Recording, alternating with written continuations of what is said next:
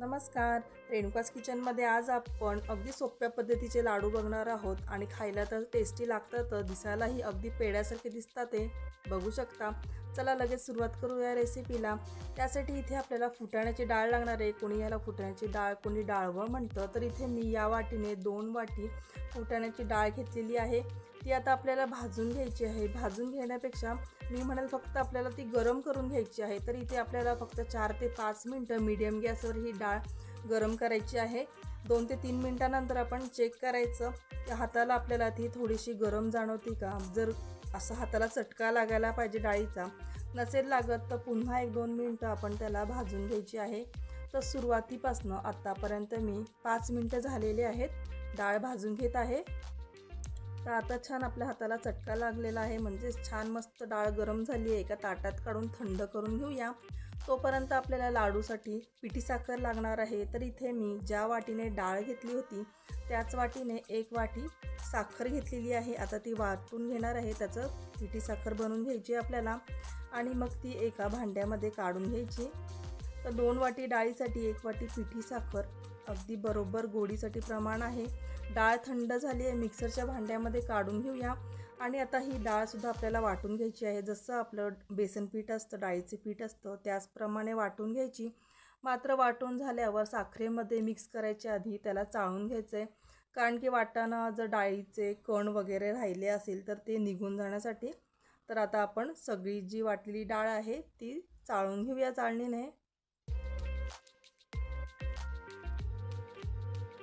तर इथे पूर्ण डाळ मी डाळीचं पीठ जे आहे चाळून घेतलं आहे आणि काही कण उरले नाही, कारण की आपण मस्तपैकी त्याला गरम केली होती, त्यामुळे छान वाटल्या गेली. आता ह्यामध्ये विलायची पावडर टाकायची आणि विलायची पावडर, हे पीठ आणि साखर मस्त एकजीव मिक्स करून घ्यायचं आहे. कुठेही पीठ भाजायची झंझट नाही, पाक करायची झंझट नाही.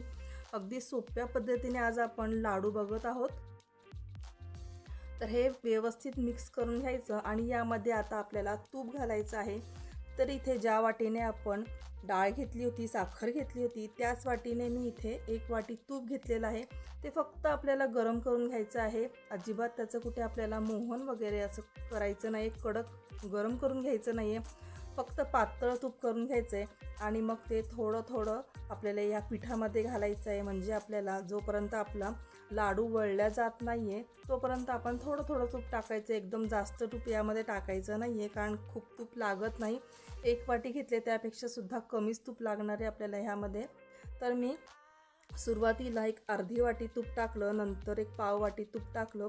सुरुवातीचा व्हिडिओ माझा स्किप झालेला आहे. तर आता आणि तूप टाकल्यावर चोळून घ्यायचं पिठाला आणि मग नंतर असं बघायचं लाडू वळला जातोय का. तर आपलं व्यवस्थित प्रमाण झालेलं आहे. तर आता मी तुम्हाला दाखवते किती तूप लागलंय. तर इथे पाव वाटी तूप आपलं शिल्लक राहिलेलं आहे, म्हणजे पाऊण वाटी तूप लागलेलं आहे आपल्याला. तर आता ह्याचे लाडू वळायला घेऊया आपण.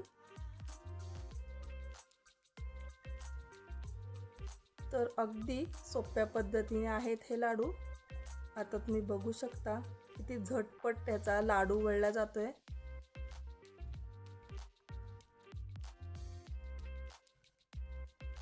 आणि दिसतोय किती सुंदर. फक्त हातावर थोडासा वळला की लगेच लाडू तयार झालाय आणि अगदी दिसायला तर पेढ्यासारखा दिसतोय. तर आता तुम्ही तुमच्या आवडीनुसार यावर ड्रायफ्रूट लावू शकता, नाही लावले तरी सुद्धा चालेल.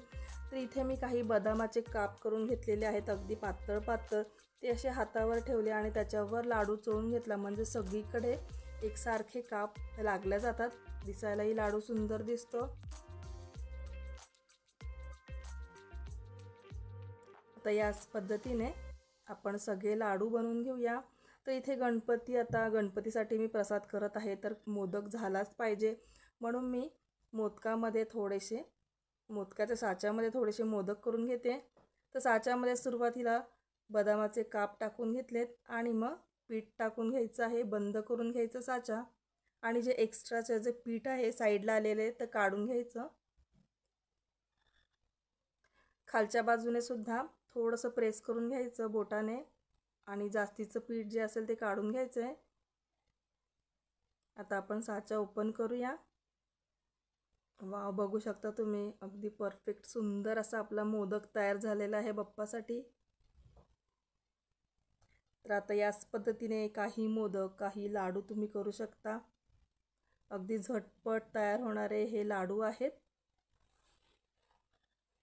आहे का नाही सोपी पद्धत करायची, आणि किती सुंदर लागतात, खायलाही तेवढं सुंदर. तोंडात टाकता जिभेवर विरघळणारे असे हे लाडू आहेत. अगदी पेड्यासारखे मऊसूत तयार होतात. तुम्हाला एक लाडू मी मोडून दाखवते. आतमध्ये सुद्धा अगदी पेड्यासारखा झालेला आहे. तर नक्की करून बघा. केल्यास कसे झाले कमेंटमध्ये सांगा. चॅनलवर नवीन असताल तर सबस्क्राईब करा. धन्यवाद.